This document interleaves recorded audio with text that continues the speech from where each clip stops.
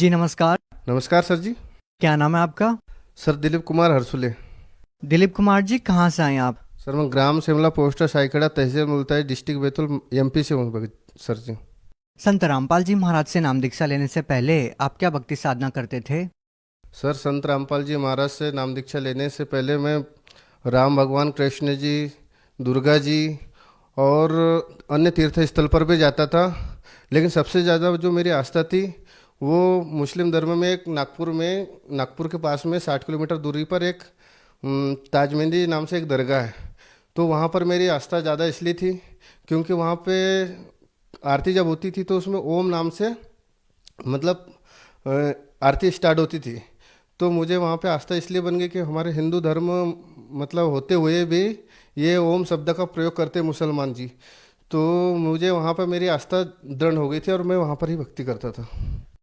Sir, जैसा कि आपने बताया कि आप हिंदू धर्म के अनुसार भी साधना करते थे और इसके साथ साथ आप मुस्लिम धर्म से भी प्रभावित थे, उनको भी आप फॉलो करते थे। तो हम आपसे ये जानना चाहते हैं कि जब आप इतनी सारी साधनाओं को करते आ रहे थे तो फिर आपको संत रामपाल जी महाराज से नाम दीक्षा लेने की क्या जरूरत आन पड़ी? सर एक्चुअली ऐसा हुआ कि संत रामपाल जी महाराज की शरण में मैं ऐसे आया कि मेरी जो मैरिज हुई थी तो मैरिज होने के 4-5 महीने बाद मेरी पत्नी को मतलब इतनी प्रेत बाधाएं थी, बहुत ज़्यादा प्रेत बाधाएं थी। उनको ऐसा लग रहा था कि पेट में दर्द होना और कोई गला दबा रहा है, रात रात भर सोती नहीं थी, मतलब बहुत परेशान थी हो चुकी थी। तो मैंने झाड़ा वगैरह करवाया, बहुत सारा झाड़ा वगैरह करवाया और दरगाहों पे ले गया। तो एक पीतमपुर में एक दरगाह था, तो उस दरगाह पे जब मैं लेकर गया तो वहाँ पर वो एक पुजारन थी। तो उस पुजारन के पास हमने परेशानी बताई, उस पुजारन ने एक ताबीज़ बना कर दे दिया। ताबीज़ बना कर दे दिया उसने और बोला ठीक हो जाएगा, झाड़ा मार दिया उन्होंने। झाड़ा मारने के बाद हम घर आ गए तो 2-4 दिन तक तो ठीक रही वो। 2-4 दिन के बाद में फिर वापस वही प्रॉब्लम चालू हो गई। फिर हम उसके पास गए तो फिर उन्होंने ताबीज़ बदल कर दे दिया। फिर हम वापस घर आ गए, 2-4 दिन तक ठीक रहे, फिर वापस वही प्रॉब्लम। मैंने बोला फिर एक बार चलते, थोड़ा आराम मिल जाता है, इसलिए हम चले गए। वापस गए तो उन्होंने बोला कि आपको चादर चढ़ानी पड़ेगी, चादर चढ़ाने के बाद में 7 रंग की मिठाई देनी पड़ेगी, कुछ खर्चा करना पड़ेगा। मतलब परेशान तो थे ही, मतलब ठीक है कर देंगे। करने के बाद में सर 15 दिन तक तो मतलब और अच्छा रहा। 15 दिन के बाद में भगत जी सर जी की मतलब वापस वही परेशानी चालू। तो मैंने बोला एक काम करना चाहिए। मेरे ध्यान में आया कि मैं नागपुर के पास में वो दरगाह था, मैंने बोला वहाँ पर मेरी बहुत ज़्यादा आस्था है तो मैं वहीं पर लेकर जाऊँगा आपको। तो मेरे भगत मती को लेकर मैं घर आया और घर से मैंने बोला अब मैं जाऊँगा करके घर पे गया। तो घर पे जब मैं गया तो 2 दिन तक तो मैं घर पे रहा। तो मेरी मम्मी बोले बेटा तू यहाँ वहाँ क्यों भटक रहा है, जब संत रामपाल जी महाराज स्वयं कबीर साहब के अवतार इस धरती पर आए हुए हैं और बैतुल आश्रम में उनका आश्रम बना हुआ है, आप वहाँ जाकर नाम दीक्षा लो, परमात्मा सब करते हैं। तो मैंने बोला उनकी बातों को फिर भी इग्नोर कर दिया। फिर घर में पिताजी ने वो पुस्तक रखी हुई थी ज्ञान गंगा।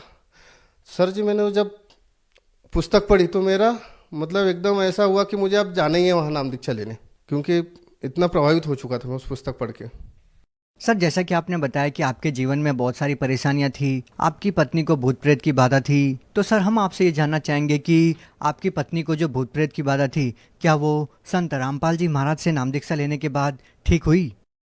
जी सर जी, परम संत रामपाल जी महाराज की शरण में जाने के बाद मेरी जो पत्नी थी उनकी प्रेत बाधा दूर हो गई। हुआ यूँ था कि जब नाम दीक्षा लेकर हम घर गए तो घर जाते उन्होंने तो क्योंकि उनको ज्ञान समझ में नहीं आया था, मुझे ज्ञान समझ में आ गया था, मैंने पुस्तक पढ़ी थी। तो उन्होंने घर पर जाके लॉकेट वगैरह निकाल कर रख दिया था और रक्षा सूत्र भी निकाल कर रख दिया। तो मैंने उनसे पूछा, मैंने बोला, रक्षा सूत्र और लॉकेट कहाँ है आपका? तो उन्होंने बोला मुझे तो नहीं करनी भक्ति, मुझे ज्ञान समझ में नहीं आया अभी, तो मैं बाद में करूँगी भक्ति करके। मैंने बोला ठीक है जैसी आपकी इच्छा। तो मैं 2 दिन तक और पुस्तक पढ़ता रहा ज्ञान गंगा। तो मुझे बोले कि आप मेरे सामने पुस्तक भी मत पढ़ो, है ना, आप कहीं बाहर जाके पढ़ो। तो मैंने बोला आप कान में रुई लगा लो, नहीं पढ़ना आप मत पढ़ो, मैं तो पढ़ूंगा। तो मैं ज़बरदस्ती करके उसके सामने पढ़ने लगा।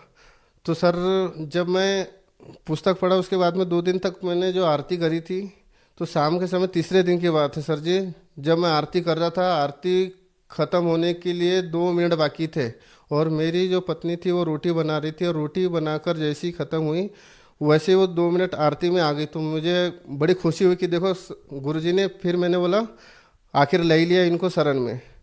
और जब वो आरती में आके खड़ी हुई तो जैसी आरती ख़त्म हुई वैसे ही वो एकदम से ऐसी करके गिरी। तो मैंने उसको ऐसा पकड़ लिया, और पकड़ने के बाद नीचे से आराम से बिठा दिया।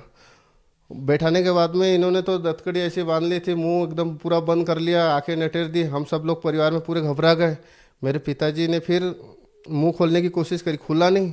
तो उन्होंने एक चम्मच लिया और चम्मच से फिर मुंह खोलने की कोशिश करी। तो पूरी चम्मच भी टेढ़ी हो गई थी, लेकिन जैसे तैसे तो थोड़ा सा खुला। उसमें जो नाम दीक्षा लेते हैं उस समय बोतल में अमृत जल दिया जाता है, तो वो अमृत जल उनके मुंह में डाला और प्रसाद खिलाई। प्रसाद खिलाने के बाद में सर जी तुरंत उनको होश आया। होश आया तो उनको फिर पूछा हमने कि क्या हुआ था आपके साथ में। तो फिर उन्होंने बताया पहले तो मेरा रक्षा सूत्र लेकर आओ, मेरा लॉकेट वहाँ पर रखा है, लेकर आओ। हम जब गए तो मिल गया, हमें खुशी हुई। फिर उन्होंने जब बताया, लेकर आया, उनको दे दिया, लॉकेट वगैरह दे दिया। फिर रात में सपने में आया, एक प्रेत आत्मा आई। उस प्रेत आत्मा ने फिर उनको सपने में आया और उनको बोले कि आप जिसकी शरण में आए हो ना, यह बहुत समर्थ शक्ति है, और अभी तक जहाँ जहाँ आप भटके थे, झाड़ा वगैरह जो भी करवाया, और जहाँ पे भी आप मस्जिद में गए थे, बोले इनको तो सबको मैंने रिजेक्ट कर दिया था। मतलब वो तो मैं मेरी मर्जी से शांत था 2-4 दिन जो थे ना, लेकिन अब तुम समर्थ शक्ति की शरण में आए, लेकिन फिर भी मैं आपका पीछा नहीं छोड़ूंगा। वो ऐसा चैलेंज करके गए। तो इस प्रकार से परमात्मा संत रामपाल जी महाराज ने उनकी जान बचाई उस दिन। संत रामपाल जी महाराज की दया से वो उनकी जो प्रेत बाधाएं थी वो ख़त्म हो गई, और उस दिन से आज तक उनके अंदर कोई भी ऐसी परेशानी नहीं हुई।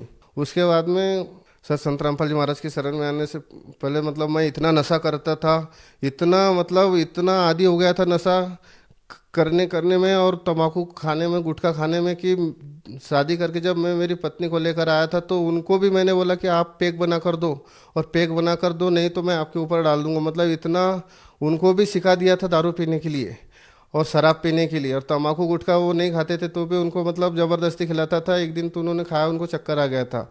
और मैं भी मतलब इतना करता था, बहुत ही ज़्यादा नशा करता था। लोग, मेरे दोस्त लोग बोलते थे भाई इतना गुटखा खाता है तू, मतलब हमसे दोस्ती छोड़ दे, तू तेरे साथ में रहने लायक नहीं है, तू इतना गुटखा खाता है। मैंने, तो सर क्या अभी भी आप नशा करते हैं?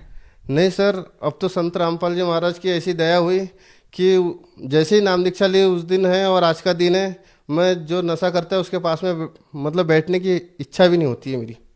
सर ऐसा क्या होता है कि जो भी व्यक्ति संत रामपाल जी महाराज से नाम दीक्षा लेता है और वो तुरंत नशा छोड़ देता है,